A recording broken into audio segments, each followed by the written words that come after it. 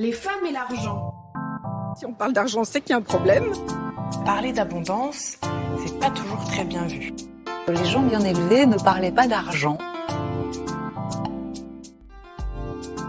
Mom, I am a rich man. Bonjour, bienvenue sur Money Mindset, le podcast qui parle d'argent simplement et sans tabou. Je suis Vanessa et seule avec toi, on va réaliser ensemble un épisode capsule pour analyser ta relation avec l'argent et détruire tes croyances limitantes. Avec ces capsules, je souhaite déconstruire les mythes et croyances sur l'argent, car je crois profondément que la richesse sous toutes ses formes découle de la connaissance. Il s'agit d'une proposition et non d'une vérité générale ou même conseil en investissement. Alors, viens avec moi et déconstruisons ensemble. Le découvert est un concept fondamental dans le paysage bancaire. Il y a ceux qui ne peuvent pas se passer de lui et ceux qui ont horreur d'être à découvert. Certains, quand ils pensent à leur enveloppe financière, additionnent leur salaire et l'autorisation de découvert, tandis que d'autres sont prêts à sauter à la gorge de leur conseiller dès qu'ils voient la mention « intérêt débiteur » sur leur relevé. Tu l'as peut-être deviné, aujourd'hui, nous allons parler du découvert autorisé et décrypter en profondeur ce que cache cette notion. Quelle réalité financière se cache derrière ce mot, aussi bien en termes de taux que de durée autorisée? Quels sont les risques encourus quand on reste trop longtemps à découvert et quels sont les avantages gagnés quand on arrive à sortir de l'emprise du découvert? Dans une première partie, nous allons analyser ensemble les notions fondamentales autour du découvert et dans une seconde partie, nous allons voir ensemble le mindset à avoir vis-à-vis du concept même du découvert. Les notions fondamentales à connaître autour du découvert. En fait, pour commencer, il est important de savoir que l'autorisation de découvert ne constitue pas à proprement parler un crédit à la consommation. Le découvert peut survenir suite à une dépense imprévue ou à une baisse ponctuelle des revenus. On parle de décalage de trésorerie. Et pour pallier à ce décalage de trésorerie et à la nécessité d'effectuer certaines dépenses, sans que tu aies les fonds à l'instant T, les banques peuvent te proposer de mettre en place un découvert autorisé. Cette autorisation signifie que pour une période et un montant qui sont définis, la banque a une tolérance sur le fait que ton compte soit débiteur et non créditeur. La mise en place d'une autorisation de découvert. Généralement, cette autorisation de découvert est mise en place à l'ouverture de ton compte lorsque tu signes les documents liés à l'entrée en relation. Plus précisément, un document qui fait partie de la convention de compte. Mais il est également possible d'obtenir une autorisation de découvert après l'entrée en relation.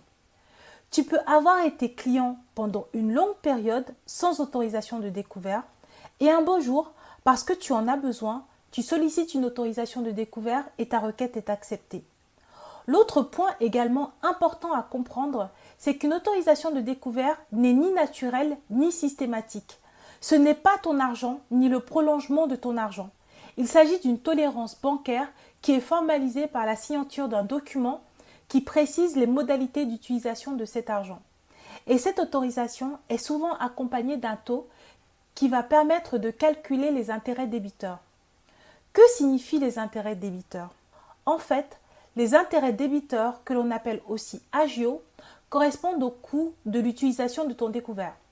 La mise en place d'une autorisation de découvert est gratuite, mais bien souvent, l'utilisation de ce découvert n'est pas gratuite. Même si tu restes dans l'utilisation de ton découvert autorisé, la banque va prélever à chaque utilisation de ce découvert des sommes correspondantes au service rendu, qu'on appelle aussi agio.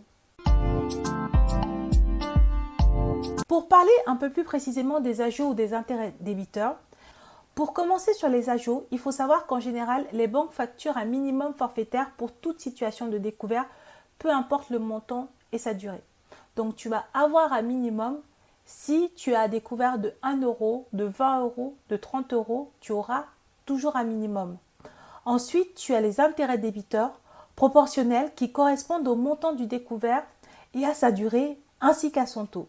Il faut savoir que le taux d'intérêt d'un découvert se situe en moyenne entre 15 et 20% et se situe en dessous d'un taux d'usure. Si tu restes trop longtemps à découvert ou si tu as des opérations qui dépassent le montant du découvert autorisé, tu vas payer ce que l'on appelle des agios majorés ou des commissions d'intervention. Ces montants sont régulés par la loi. Le coût d'une commission d'intervention est de 8 € par opération et cela ne peut pas dépasser 80 € par mois pour les clients qui ont une situation fragile. À côté de cela, si malgré les appels de ton conseiller pour te demander de surveiller ton compte ou de le réapprovisionner, tu ne réponds pas, celui-ci peut être emmené à t'envoyer des courriers pour te prévenir de la situation de ton compte. Et chaque courrier peut être facturé 8 €. Ce qui veut dire que si tu reçois 3 courriers, tu vas recevoir 3 fois 8 €. Ce qu'il faut savoir, c'est que tu peux demander le remboursement de ces frais, mais que ton conseiller peut aussi te dire non. Et même s'il te dit oui, des fois, il n'a pas le pouvoir de te rembourser.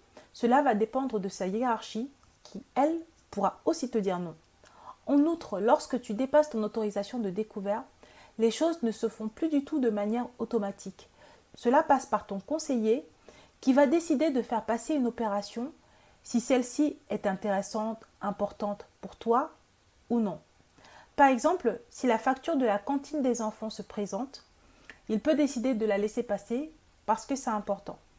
Mais s'il y a un abonnement Netflix qui se présente, il peut décider de la refuser parce qu'il considère que Netflix n'est pas indispensable à ta vie. Lorsque l'autorisation de découvert est anormalement longue, qu'est-ce qui se passe? Si tu es trop souvent à découvert et de manière anormalement longue, il est possible pour toi, et parfois pertinent, de transformer ce découvert en crédit à la consommation que tu pourras rembourser à un taux moins élevé et il y aura un début et une fin à cette dette. Mais cette option est à double tranchant, car si tu ne gères pas tes comptes, tu vas te retrouver avec un nouveau crédit à la consommation, mais en plus, tu seras à nouveau à découvert le mois suivant. Comment résilier une autorisation de découvert? La résiliation d'une autorisation de découvert peut se faire de plusieurs manières. Soit cette demande de résiliation vient de toi. Tu envoies un courrier à ta banque et tu demandes une résiliation de cette autorisation de découvert. Ou alors la demande de résiliation vient de ta banque. La banque peut t'envoyer un courrier pour mettre fin à cette autorisation de découvert. Cette situation arrive souvent lorsque les relations commerciales sont négatives ou quand elles se sont fortement dégradées.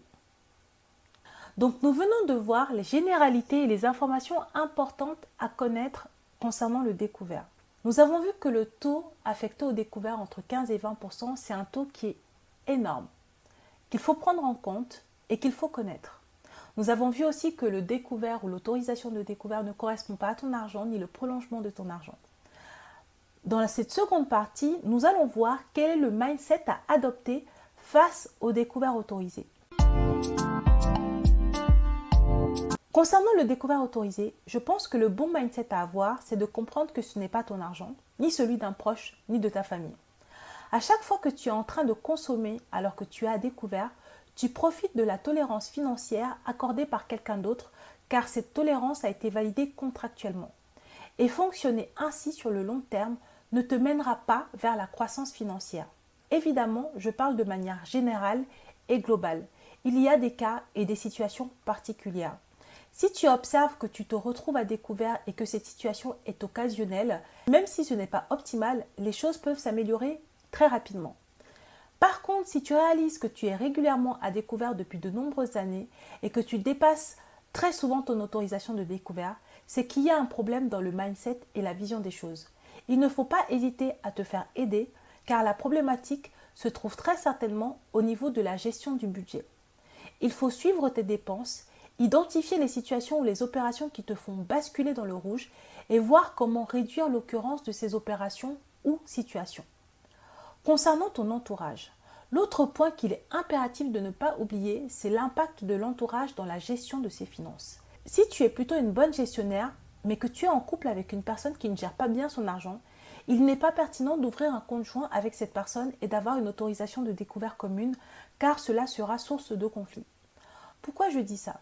Car j'ai réalisé que les prises de conscience financières sont un chemin personnel et que ton ou ta partenaire n'a peut-être pas compris les enjeux de bien gérer son argent. Mais en jouant les garde-fous, ton attitude l'empêche d'être responsable vis-à-vis de l'argent. les dangers du découvert vis-à-vis de la croissance financière. Je vois le découvert autorisé un peu comme le McDo de la nutrition. Extrêmement tentant d'un premier abord, facile d'accès et abordable à première vue, mais très négatif et toxique sur le long terme. Lorsque tu es régulièrement à découvert, tu es dans une situation dans laquelle tu ne vis jamais en fonction de tes moyens réels. Cela ampute tes projets futurs car un compte constamment à découvert aura du mal à avoir un crédit voiture, immobilier ou même un crédit travaux. Tu vis constamment sous pression. À chaque fois que tu fais les courses, tu ne sais jamais si ta carte va passer ou non. Si tu vis en couple avec une personne qui gère mieux que toi, il y a de fortes chances que cet argument ressorte dans vos disputes car tu es traité de mauvaise gestionnaire. Et ta confiance en toi va être impactée ainsi que ton estime de toi. Ce n'est pas ce que j'appelle une vie qualitative, ce n'est pas la vie que je pense que tu mérites. Tu mérites de vivre d'autres expériences et cela passe par une meilleure gestion de tes finances. Nous arrivons au terme de cette analyse et il y a énormément de choses à rajouter, mais j'ai décidé de m'arrêter là. J'espère que cet épisode t'a plu. Je te fais plein de bisous et je te dis à la semaine prochaine. Prends soin de toi, n'oublie pas d'être toi car les autres sont déjà pris.